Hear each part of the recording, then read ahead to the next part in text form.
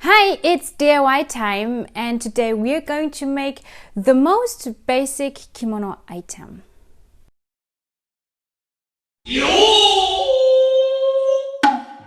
In this video we're going to make a himo, or a tie in English. And this is the most basic kimono item because when you want to wear a yukata, the simplest and maybe most basic way, you would just need two ties and then you're already able to wear it. But also when you wear your kimono with elastics like I do, you would need a tie to tie a certain kind of obi knots, or you would need a tie like I for holding your kimono undergarment.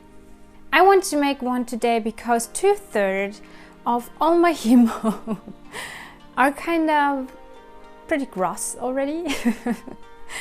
I use them for tying my underwear together, which means they are super sweaty after taking a kimono off, and I wash them every day after I wore them. And the first ties I bought are my best ties, and they are made of mousseline. Mousseline is wool, so when you wash it, it shrinks. So it's really pretty small, and it used to be pink. Now it's something beige, yellowish something, and they are recently starting to disappear. They have holes.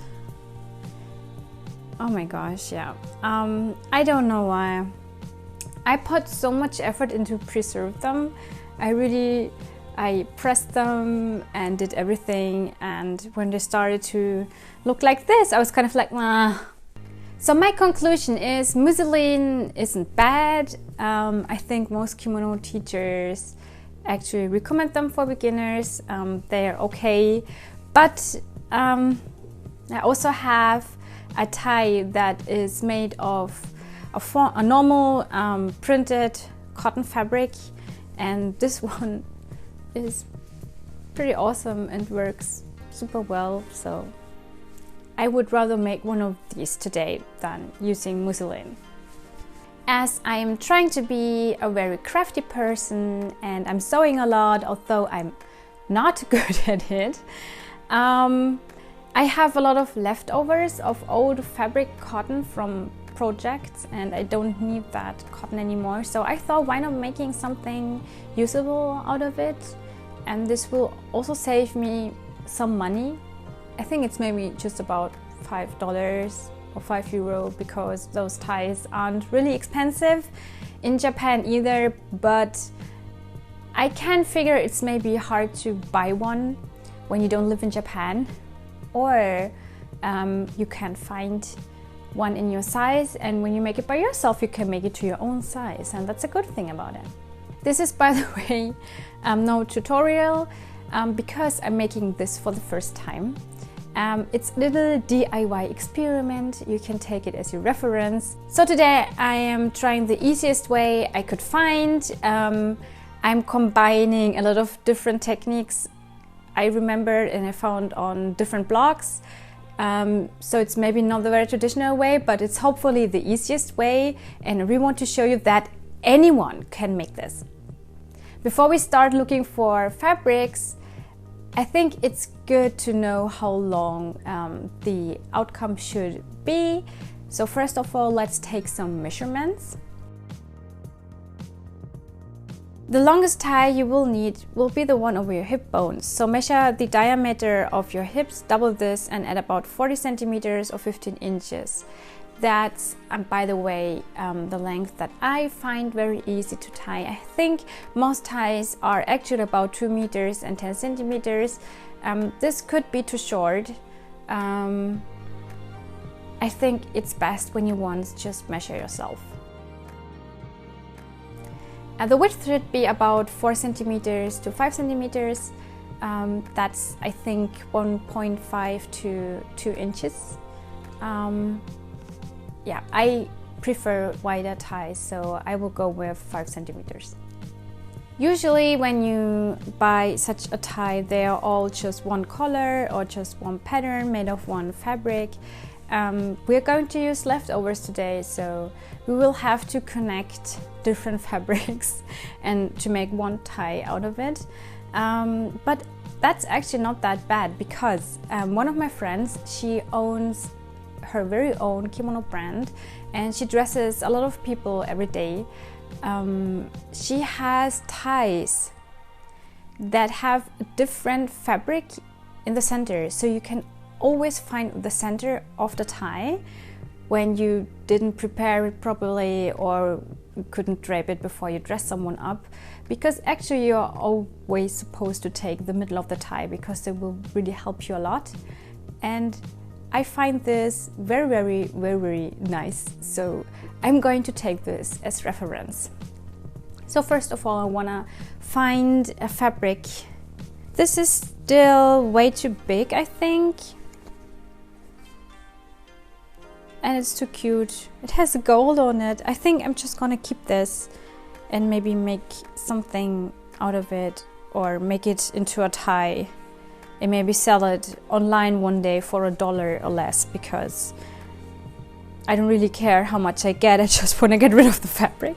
I just keep them for a while. And oh yeah, this is perfect for the center, I think.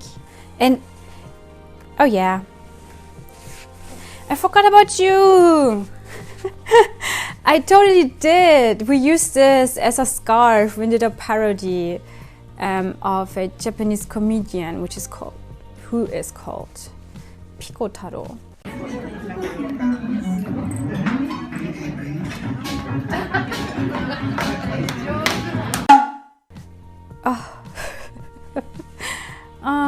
I forgot that I have this Kumon fabric in my closet.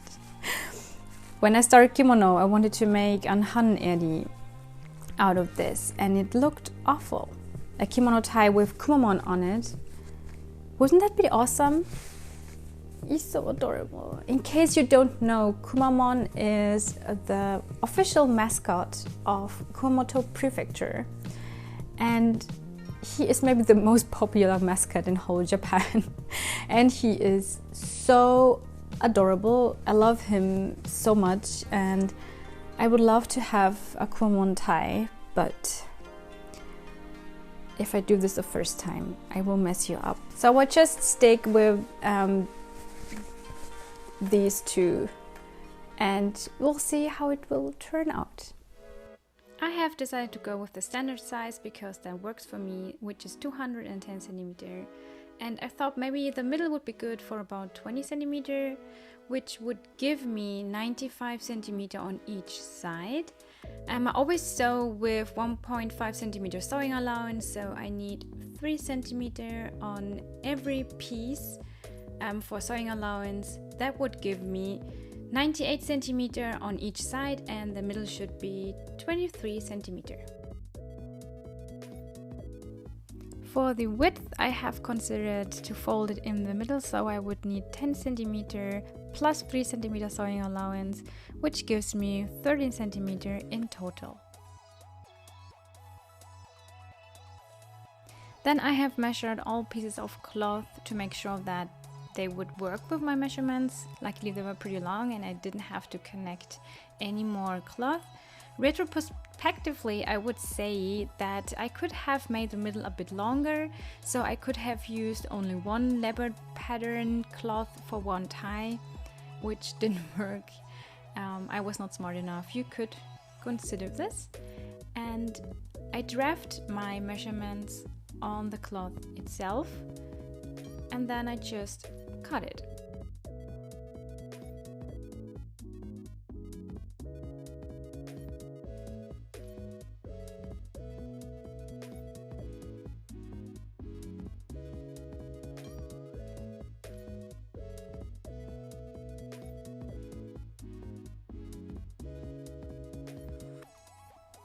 Then I laid right side on right side and pinned those together to make it ready for the sewing machine.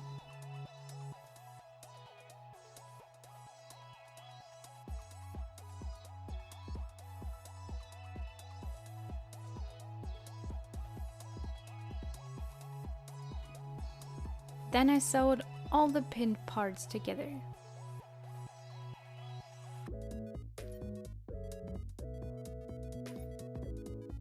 And then I pressed the seams open to make them nice and flat.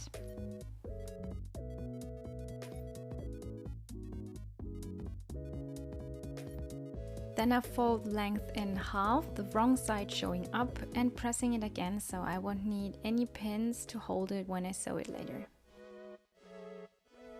The thing when drafting directly on your fabric is that sometimes it doesn't really fit, like here, and it just makes sure to have a top line, a straight top line that will guide you when sewing it.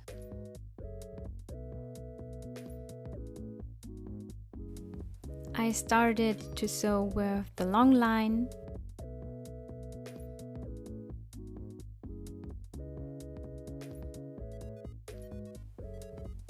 And I only sew until the middle, which I want to leave open for this time because we have to turn it inside out, which is one of my most hated things we have to do.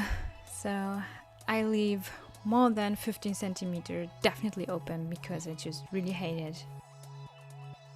And I make sure that I secure the ends of what I have sewed, because you will have to put a lot of pressure and strength into this, so it could rip off. So just make sure to secure the ends where you have sewed.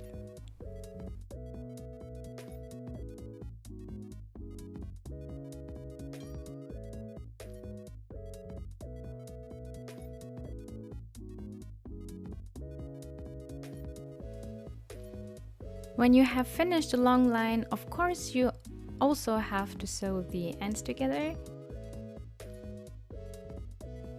This is just a little advice when you sew on obi and you want to have nice corners. It's good when you leave the corners open so you don't connect all seams.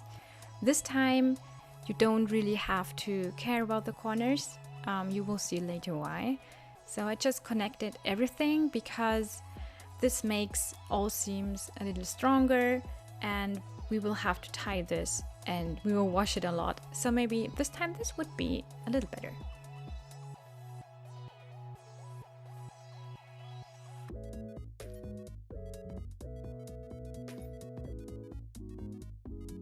Then I fold all seams inside and press them. And this is a little but very important step because this will help you to have a nice shape after turning it inside out. I also went with the flow and ironed the not sewn part, just to have a nice shape later when I want to sew it together.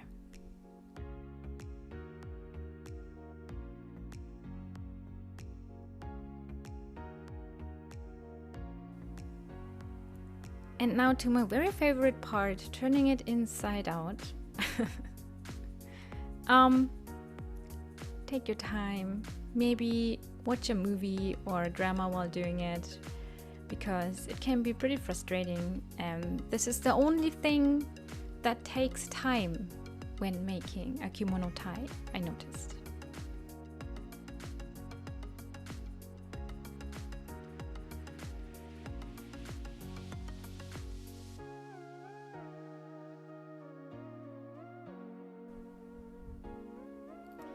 When I reach the end, I take the middle of the seam between my nails and pull it out as nicely as I can. This will give you this sharp corner on top, and it's a start for the triangle. To continue shaping the triangle, I push the corners of the ends inside.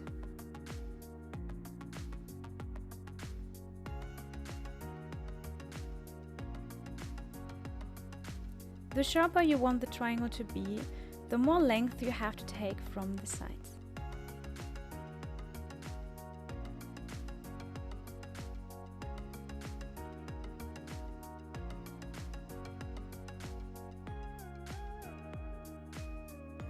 When you have quite similar ends, I'm still adjusting it a little here, just go forward and press it into shape. And because we're already starting to press it, just press the whole tie and make sure that the seam is on top of the tie nicely. I think that looks a little better, and this also helps you when making one day your own obi.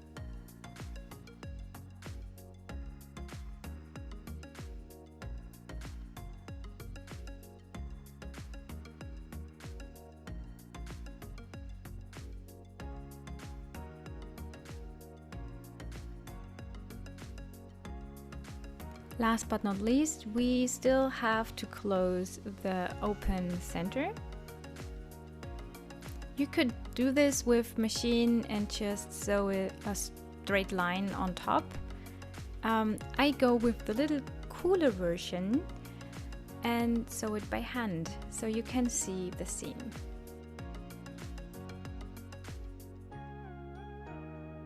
This literally took me like 5 minutes, so don't be afraid, sew it by hand.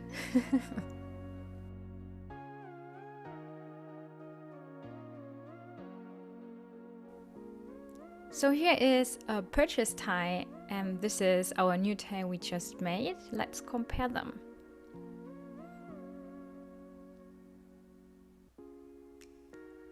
We have the triangle ends. They pretty look the same. The only thing is that we don't have the seam in the middle of our tie. I skipped this today to make it a little easier.